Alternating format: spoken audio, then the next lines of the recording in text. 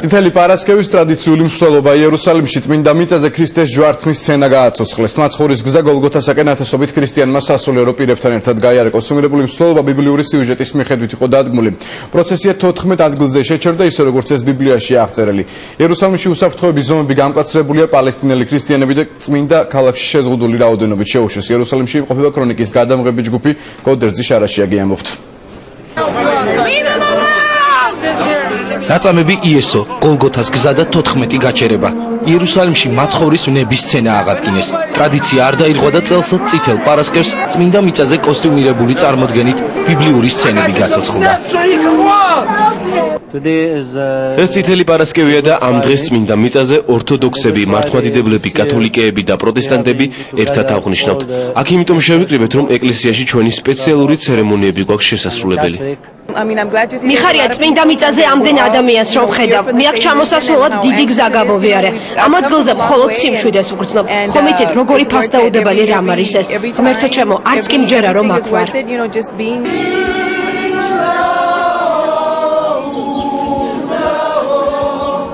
ქრისტეს ჯვარცმის სცენა გალობით იერუსალიმში მყოფმა ქართველმა მომლოცველებმაც გააცოცხლეს. თბილისიდან ჩასულმა ჯგუფმა ათასობით ქრისტიანთან ერთად დღეს ვია დოლოროსას, იგივე გოლგოთას გზა ფეხით გაიარა. ყოველ წითელ პარასკევს მორწმუნეები გოლგოთას გზას მე-4 საუკუნიდან გადიან. ანუ მას შემდეგ, რაც იმპერატორმა კონსტანტინე პირველმა ქრისტიანობა ოფიციალურ რელიგიად გამოაცხადა. ვია დოლოროსას გასავლელად წელს წმინდა მიწაზე მსოფლიოს სხვადასხვა ქვეყნიდან მილიონამდე მომლოცველი ჩავიდა. მორწმუნეებმა მაცხოვრის ის ნებები უნდა გაითავისონ, რომლებიც იესომ 20 საუკუნის წინ განიცადა. ეს არის პირველი შესვენება. ვია დოლოროსას გზა 14 გაჩერებისგან შედგება. პირველ გაჩერებად ის ადგილი ითვლება, სადაც პილატემ ხელები დაიბანა. თქვენ ხედავთ აქ თაღს, სადაც გადმოდგა პილატე და თავისი უდანაშაულობის დასასაბუთებლად დაიბანა ხელი. რადგან ძლიერი განსჯის შემდეგ იძულებული გახდა გამოეტანა მაცხოვრის ჯვარცმის განაჩენი.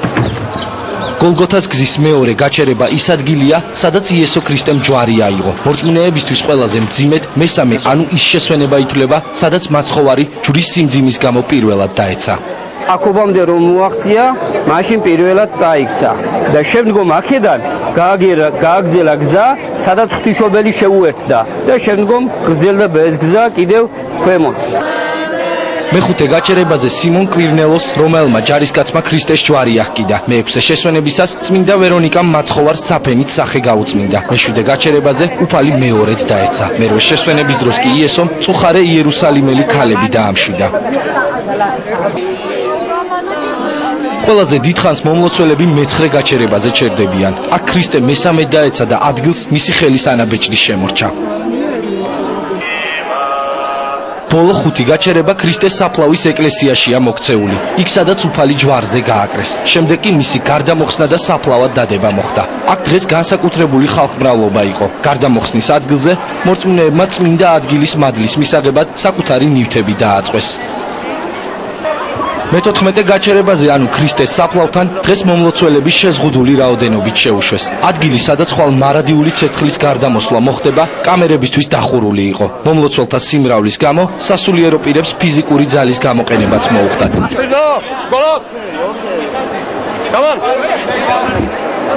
ვია დოლოროსას გზა იგივე გოლგოთა ქრისტეს საფლავის ეკლესიასთან უკვე დასრულდა.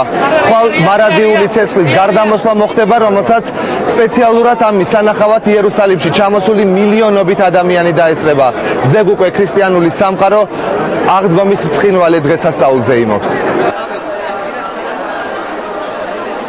ყველაზე მძიმე დღე დიდ მარხვაში და გლოვა სამებაში საკათედრო ტაძარში გარდამოხსნის დატირების პროცესია გაიმართა. მრევლმა თაყვანისა ლუსკომაზე დასვენებულ გარდამოხსნას ზუსტად 2 საათზე იმ დროს, როდესაც იესო ქრისტე ჯვარზე მიიცვალა, ტაძრების საკურთხევლიდან გარდამოხსნა გამოასვენეს და წინასწარ დამზადებულ ლუსკომზე დაასვენეს. პროცესია სამებაში საქართველოს პატრიარქი ესწრებოდა.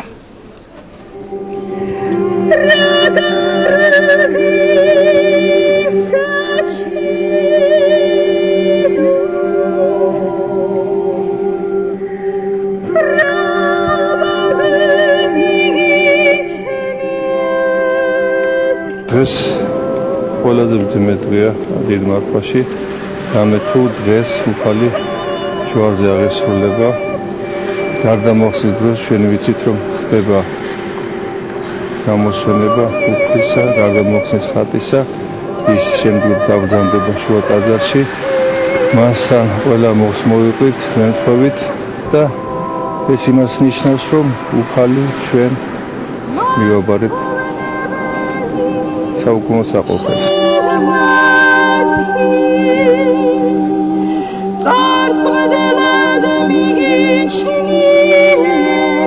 ეს ადამიანმა ქრისტიანმა განიცადოს, უნდა ეს არ შეიძლება. ამის სანახაობა არ არის ეს. ეს არის ძალიან დიდი განცდა.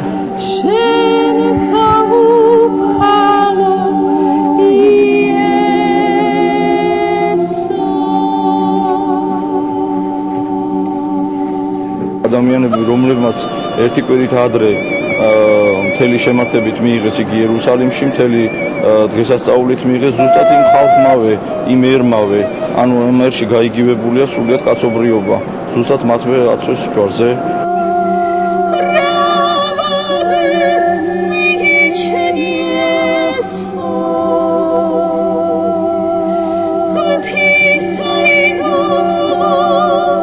ადამიანები უნდა ვიყოთ ძლიერ სინანულში. ჩვენი ცოდვების გამო, უფალი ხომ ჩვენი ცოდვების გამოსახსნელად მოვიდა.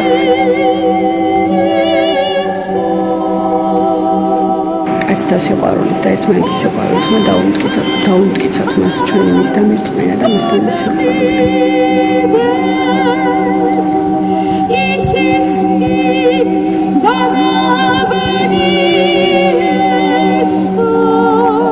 ეს დიდი მწუხარება საწესი იქნება იმ დიდი ბედნიერებისა, რომელსაც ჩვენ აღგვიმას ვეძახით, როდესაც უფალი აღსგება თავისი დიდებით და ჩვენ ყველა გულს გვეხარებს.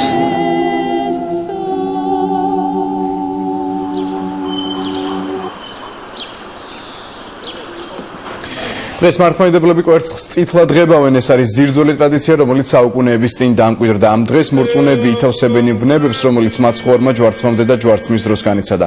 რა ტრადიციებით ემზადებიან ქართული ოჯახები აღდგომისათვის და როგორ ხვდებიან წითელ პარასკევს? ნახეთ რამდენიმე წუთის შემდეგ გადაცემის მეორე ბლოკში.